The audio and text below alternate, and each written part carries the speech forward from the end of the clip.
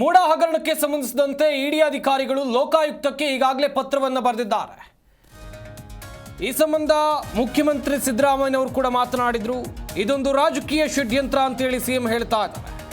ಮಂಡ್ಯದ ಕೆಆರ್ಪೇಟೆಯಲ್ಲಿ ಮುಖ್ಯಮಂತ್ರಿ ಸಿದ್ದರಾಮಯ್ಯನವರು ಕೊಟ್ಟಿರುವಂತಹ ಹೇಳಿಕೆ, ಇಡಿಗೆ ಮೂಡ ಕೇಸ್ ತನಿಖೆ ಮಾಡುವ ಅಧಿಕಾರವೇ ಇಲ್ಲ, ತನಿಖೆ ಮೇಲೆ ಪ್ರಭಾವ ಬೀರೋಕೆ ಪತ್ರ ರಿಲೀಸ್ ಮಾಡಿದ್ದಾರೆ ಅಷ್ಟೇ, ಸ್ವತಂತ್ರವಾಗಿ ತನಿಖೆ ಮಾಡೋಕೆ ಲೋಕಾಯುಕ್ತವನ್ನು ನೇಮಿಸಲಾಗಿದೆ.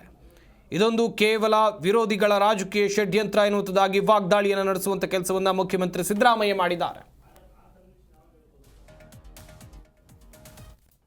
ಮೋಟಿವೇಟೆಡ್ ಅಲ್ವಾ? ನಾಳೆ ಕೇಸ್ ಬರ್ತಾ ಇದೆ. ನಾವು ಹಾಕಿರ್ತಕ್ಕಂಥ ಕೇಸು ಸಿಂಗಲ್ ಜಡ್ಜ್ ತೀರ್ಮಾನದ ಮೇಲೆ ನಾವೊಂದು ಅಪೀಲ್ ಆಗ್ತಾ ಇದ್ದೀವಿ, ರಿಟ್ ಅಪೀಲ್ ಆಗ್ತಾ ಇದೆ. ಅದು ನಾಳೆ ಬರ್ತಾ ಇದೆ. ಹಿಂದಿನ ದಿನ ಮಾಡಿದ್ದಾರೆ ಅಂತಂದ್ರೆ ಏನರ್ಥ? ನಂಬರ್ 1, ಅವ್ರು ಮಾಡ್ಲಿಕ್ಕೆ ಯಾವುದೇ ಅಧಿಕಾರ ಇಲ್ಲ, ಕಾನೂನು ಪ್ರಕಾರ ಮಾಡಕ್ ಬರಲ್ಲ. ಎರಡನೇದು,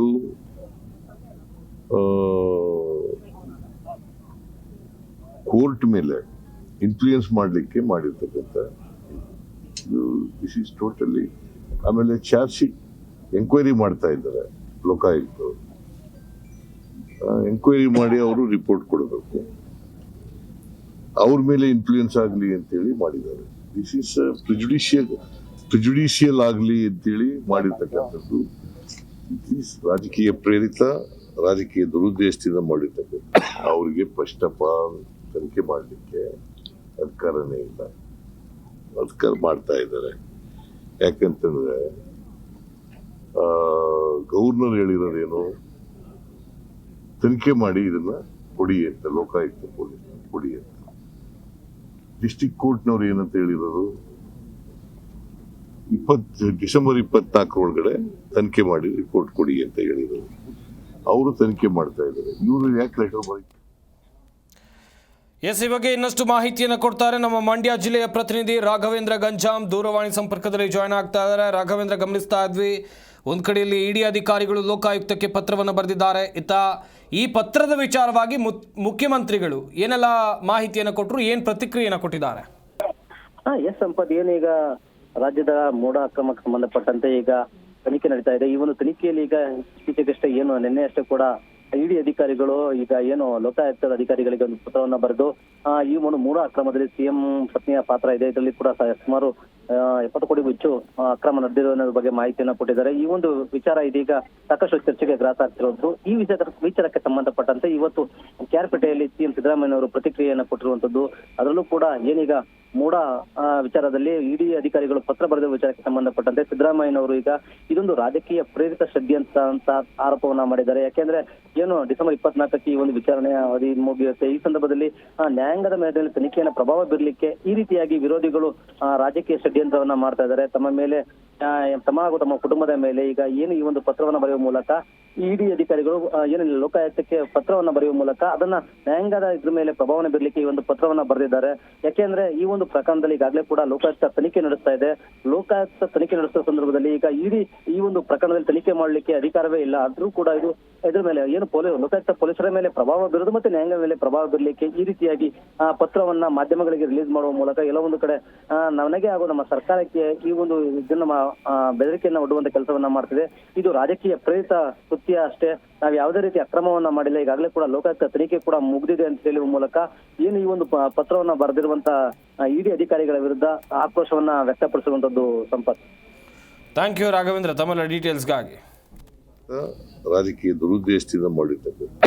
ಅವ್ರಿಗೆ ಫಸ್ಟ್ ಆಫ್ ಆಲ್ ತನಿಖೆ ಮಾಡಲಿಕ್ಕೆ ಅಧಿಕಾರನೇ ಇಲ್ಲ, ಅಧಿಕಾರ ಮಾಡ್ತಾ ಇದ್ದಾರೆ.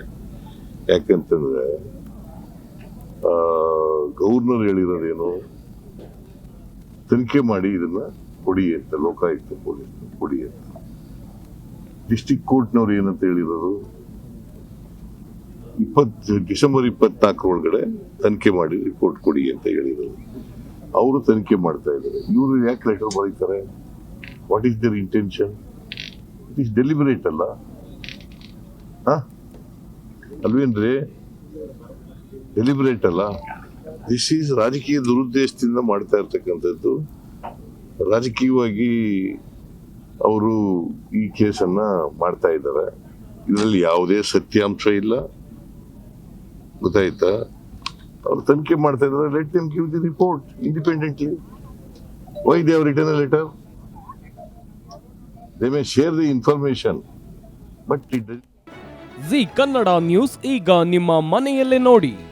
ಎಲ್ಲ ಕೇಬಲ್ಗಳಲ್ಲಿ ಈಗ ಲಭ್ಯ.